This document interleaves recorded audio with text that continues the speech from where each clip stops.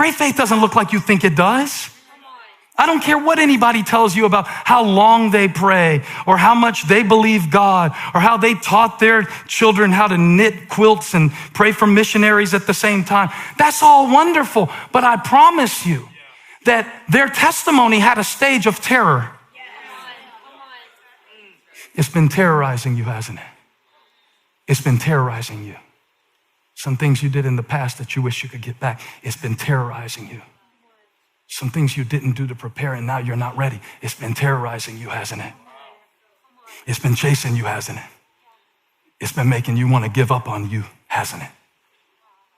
It's been making you sabotage yourself, hasn't it? It's been making you think maybe there's not a reason for me to go through it all. It's been making you want to turn around and go home. It doesn't work in reverse. You can't go back there. And Moses is in a difficult dilemma because now they want to go back to Egypt and they're making crap up. They're making crap up. They're just, this didn't happen. Didn't we say to you in Egypt, leave us alone? This is verse 12. Leave us alone. Let us serve the Egyptians. No, you didn't say that to him in Egypt. They never said that in Egypt. If you find it, put it on some social media and I'll meet up with you there. It's not out. You can't find it. They didn't say that. This is a revisionist history. So now I feel really bad for Moses, even more than I feel bad for them. And I feel bad for everybody because I would be saying the same stuff. I would be having the same thoughts. I'd be wanting to go back to. I do it all the time. But Moses has to motivate them to keep moving. In fact, in verse 13, he answered the people, do not be afraid, stand firm, and you will see the deliverance the Lord will bring you today. The Egyptians you see today, you will never see again. The Lord will fight for you. You need only to be still. Now, part of that is true. The Lord will fight for you. But part of it is false. You don't get to be still. In fact, the moment Moses gets his motivational speech out of his mouth, God corrects him. I wonder, did you ever read this about the green light at the Red Sea? I wonder, did you ever really think about this? Because Moses is saying, hey, God's got this. He told us to come through the Red Sea. He's going to do it. He's God. He's faithful. He brought us out. He didn't bring us this far. Leave us. Just stand still. Now, watch God in verse 15. Then the Lord said to Moses, why are you crying out to me? Tell the Israelites, honk, honk, move on. That's God honking. That's not Pharaoh chasing. That's God honking. That restless thing inside of you that's letting you know you can't stay in these excuses and just be who you were 10 years ago, that's God honking. Beep, beep. Beep, beep. Everybody say beep, beep. That's God honking. That's a beep, beep. Now, God will give you a courtesy honk before he lays on the horn. And this is a courtesy honk from God. This word, this message today from God through me to you, this is a courtesy honk from God.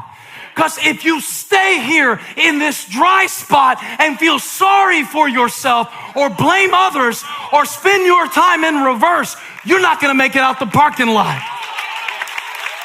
You're not going to get to see the manna. You're not going to get to taste the grapes. You're not going to bring down the giant. This is God honking. He said, if you stand there and stay in your feelings, I don't know if you noticed, but it said they were terrified. I guess they were. Well, see, I wouldn't because the Lord fights my battles. Shut up. Shut up. I don't want God to strike you for lying while I'm preaching. I'd have to call the ambulance and all of that. Don't lie. But the miracle is not in your feelings.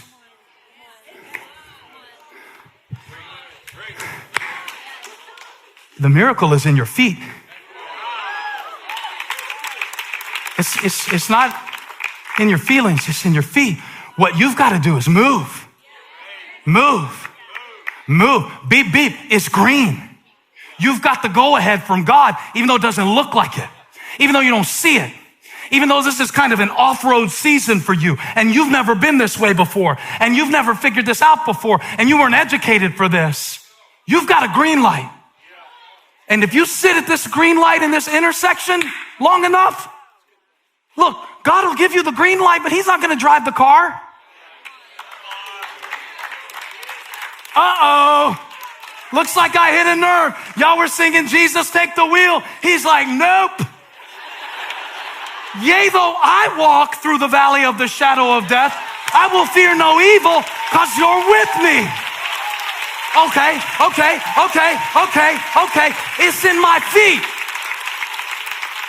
He enables me to go through the valley. That's what he gave me grace for. Not to make it so that I never experienced a valley. Quit looking to external means of testimony to the goodness of God. You got to get a green light on the inside. You got to get a green light on the inside to say, you know what? I know God is calling me to love this person, even though they get on my last nerves.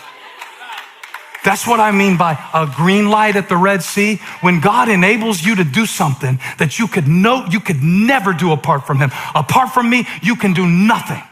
But I can do all things through Christ who strengthens me. And I can do this too. God's gonna get his glory, but you gotta go. You've gotta go. I don't mean running from stuff. I don't mean moving cities. I mean walking by faith, not sight. To pass through the sea. That's the reason he brought you to the Red Sea. Because the Egyptians can't swim that far. Oh God. Too much. Should have been a series. All I came to prophesy today is you've got green. And you got to go. You got to go.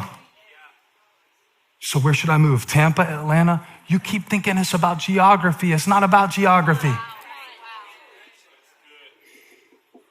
Yea, though I walk through the valley of the shadow of death. Yea, though I walk through the valley of the shadow of death. I will fear no evil. Though I walk through, I will fear no fear. I feel fear, but the miracle is not in my feelings. It's in my feet. And you know what else Psalm 23 says? He maketh me lie down. He knows when it should be red. He knows when it should be green.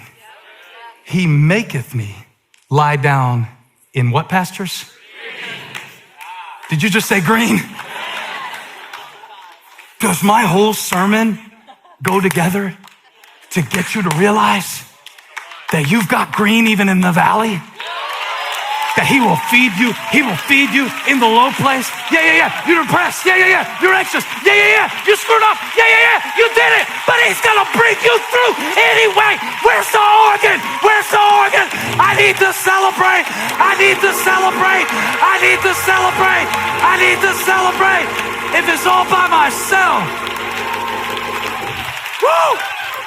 Woo! Woo! Woo! Woo! Woo! Woo! I got that go-through anointing. I got that anyway anointing. I got that Red Sea revelation. He led me through the depths. Through the depths, like it was a desert. He brought me through dysfunction. He brought me into destiny. He led me through the desert. He led me through the desert. He led me through the desert. The proof that God is leading you is not that it's easy. He prepareth a table for me in the green valley in the presence of my enemies. He's leading me. I'm not going the easy way. I'm going through the sea. I've been baptized in water. I've been baptized in the Father's love. I've been baptized by fire, and I shall come forth as gold. As gold. I'm coming out of this refined. I'm coming out of this restored. I'm coming out of this with a revelation. Because I got a green light. at the Red Sea. I asked the Lord in coming to preach this message, what did he want to give you to get you through? And I said, show me, Lord, what you want to give them to get them through. Because he gave Moses a staff. And I'm like, well, surely you can give them something. Thy rod and thy staff, they comfort me. Well, Moses had a staff, David had a staff. God of Moses, God of David. What did he give Annabelle? What was your name again, lady, that I said I was going to preach to? Kathy. What did he give Kathy? So I'm praying, you. And the first thing God said he wanted to give you as you go through this Red Sea. Shout it again. You got green. You got green. I want to see green light emojis all in the chat when I watch this message later this week. Because the first thing he said he wanted to give you was grace. Grace. Grace, not just any kind of grace, because we put that before we eat the casserole. Let's say grace. Not that kind of grace. He said he wanted to give you grace for your greatest embarrassments. For the thing you won't talk about. For the thing you pretend like you got through, but you're really drowning in it. I won't stay here long because you'll pretend like you got to go to the bathroom and get up and walk out if I keep talking about this. But this is between you and God. And he told me to say it just like that. He said, tell them, I want to give them grace for their greatest embarrassment, for their most spectacular failure, for their most idiotic mistake.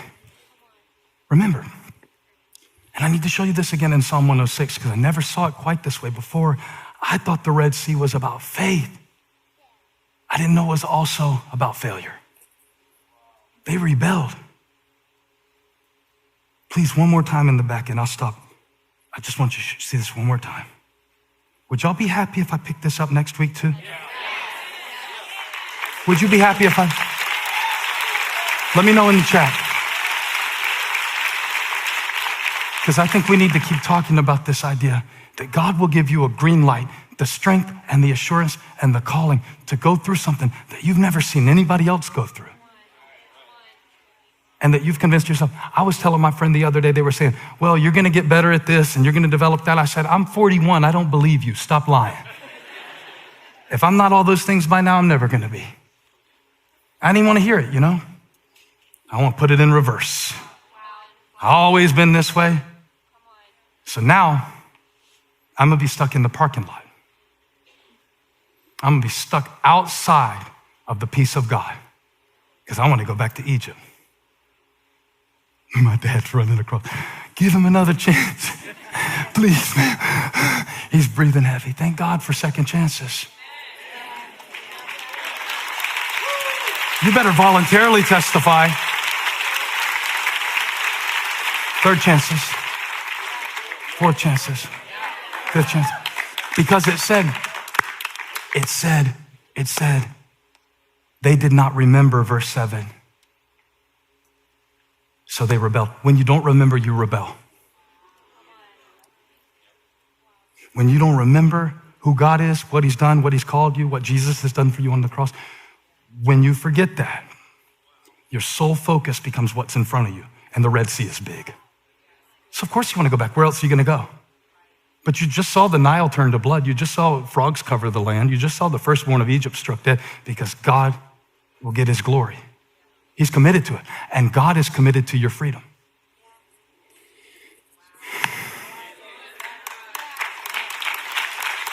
They rebelled by the sea, by the Red Sea. I knew they rebelled in the wilderness. I knew they rebelled at Sinai. I remember they built the golden calf, dancing around it, taking their clothes off and all that. But they rebelled before they even got out. They almost failed the test of faith in the parking lot on their way to the promised land.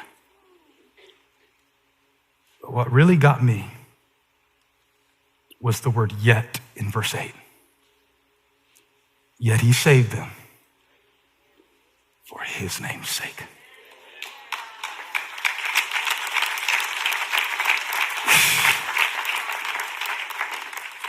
Don't you know he leadeth me in paths of righteousness for his name's sake? Green pastures, still water. They rebelled, yet he saved them for his name's sake, to make his mighty power known. I wonder if God brought you to the Red Sea to give you a green light, to kill off the insecurities, to kill off the arrogance, to kill off the idols, to kill off the Egyptians. I wonder if he brought you to this not to kill you, because it wouldn't make much sense if he did all of that to bring you out of Egypt and sent his son to spare you and then left you here at this Red Sea, would it? They rebelled, but my soul got happy when I read what he did. Verse 9, he rebuked the Red Sea. See the symmetry of the text. They rebelled, he rebuked. That's what God will do. Okay, I'm gonna preach it boldly. God's gonna do it for you anyway. God's gonna do it for you anyway. But don't list your resume of all the good things you did, of why God should help you right now. You won't need any of that. It's not what you did that's gonna get him to do what only he could do. He's gonna do it in spite of it. In spite of it.